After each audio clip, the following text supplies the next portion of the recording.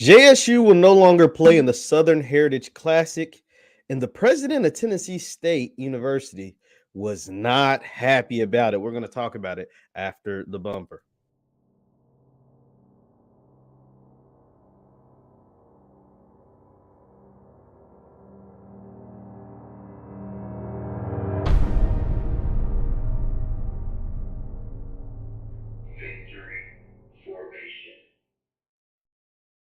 What's good people? My name is JeffLightsyJr. here on the Black Boss channel and Victory Formation. Thank you guys for tuning in. Be sure to hit that thumbs up button, like, share, subscribe, and the notification bell because we upload every single day. Now, as we reported yesterday, JSU will no longer play in the Southern Heritage Classic. That is the game between Jackson State, the annual game between Jackson State versus Tennessee State. Jacksonville State has come out and said that their obligations with the SWAC will no longer allow them to partake in the Southern Heritage Classic.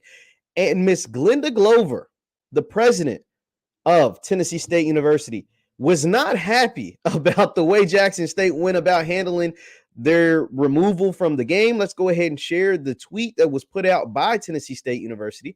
And this was a tweet coming directly from the school. It says Tennessee State University issues a statement on Jackson State University pulling out of the Southern Heritage Classic, one of the most attended HBCU classics in the country. Read the statement here. So let's go ahead and tap into this statement. Let me zoom in on it a little bit. Well, if it'll let me. It might not let me, guys, but let's read it together. It says the statement on Jackson State University's announcement to leave the Southern Heritage Classic. Jackson State University announced that their football team will no longer play in the Southern Heritage Classic is an insensitive and irresponsible act that has far-reaching implications that go beyond football. The Classic is about more than TSU and JSU, our alumni and fans.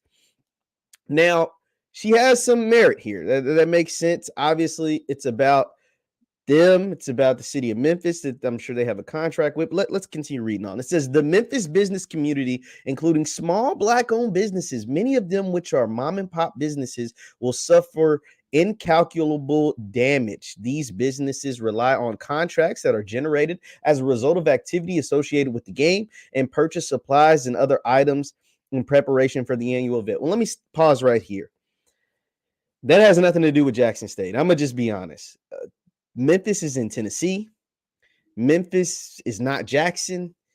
Jackson State fans will come on and say, well, I mean, no offense to the mom and pop shops. Obviously, we all Black here, and most of those businesses are Black, but that don't got nothing to do with us. That's bad business. If they're solely basing this off Jackson State's involvement in this game, that means you took miscalculations. It's bad business. That's what a JSU fan will say.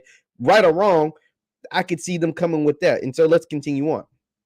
But this is the part that I don't agree with Jackson State. If this is true, I do not condone this part. It says what's even more disappointing is that there was no opportunity for discussion or a courtesy call to the TSU president, director of athletics, or head coach before the decision was made to breach the contract, which has 3 years remaining. TSU found out from a national scheduler. President Glenda Glover, Tennessee State University. Now that right there, I don't condone that. I am not a fan of A.D. Robison, Coach Prime, Jackson State University not contacting TSU ahead of pulling out of the game. I understand why you pulled out of the game. I'm not dissing you for pulling out of the game. All the Memphis businesses and stuff like that, that has nothing to do with Jackson State. That's bad business if they're solely basing it off Deion Sanders coming to their town and playing in that game. Because the Southern Heritage Classic doesn't have to end.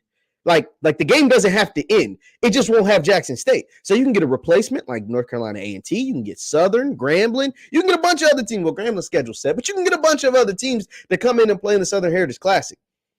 So you can't just, I get it being mad at JSU, but you can't just base your entire business on Deion Sanders, Jackson State coming into town on Memphis during that weekend. But to not give a courtesy call, that seems like a little bit low, especially when, one, these teams have been playing this. You guys let me know. These teams have been playing this game since the 60s. Like, whoa, that's a big rivalry not to have. And for two, because Coach Prime and Eddie George are friends. These two are friends. Eddie George even admitted that Deion Sanders is the reason why he's the head coach at TSU anyway. Like, he quite literally admitted that. And we went through this before because of Deion doing what he did at Jackson State. Eddie George became the head coach at Tennessee State, brought in Hugh Jackson, who was blackballed from the NFL. And now Hugh Jackson is the coach at Grambling, and we see what he's doing at Grambling. So Coach Prime kind of started this domino effect.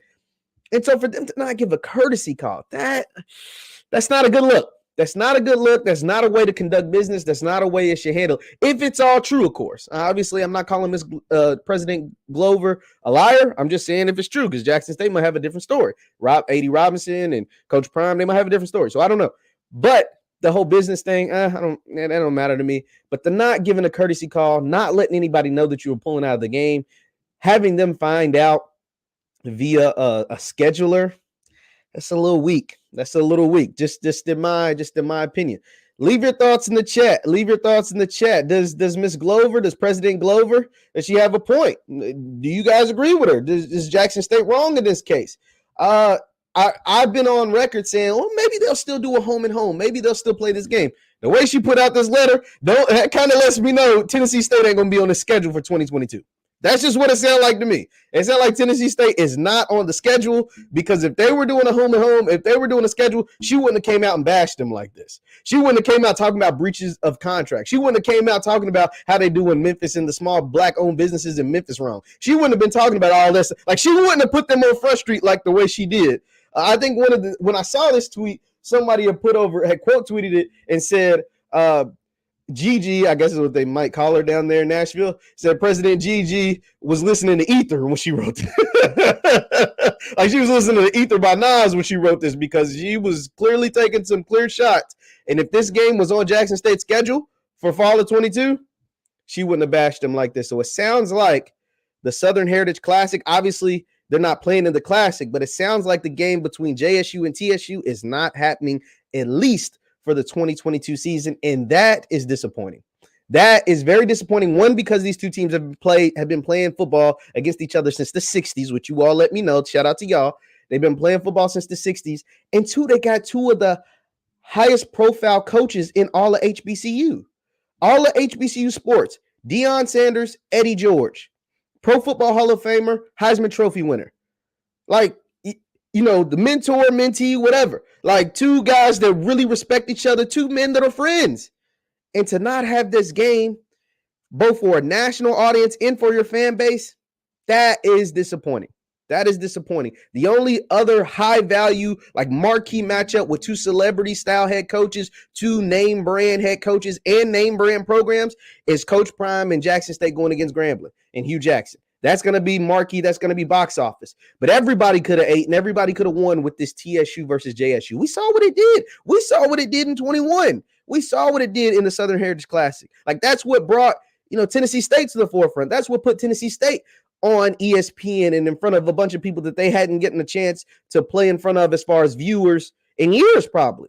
So that's a little bit disappointing, but we'll see what happens. We'll see what happens moving forward. JSU schedule comes out on Monday, so we'll see what comes of it. Once again, my name is JeffLightsYJr. with the Black Boss channel and Victory Formation. You can subscribe to my YouTube channel right there, JeffLightsYJr., and to the Black Boss channel. You can also join the channel, become a member. We have some dope perks for those who become members, so go ahead and hit that join button. Thank you guys for tuning in, and I will see you next time. Peace.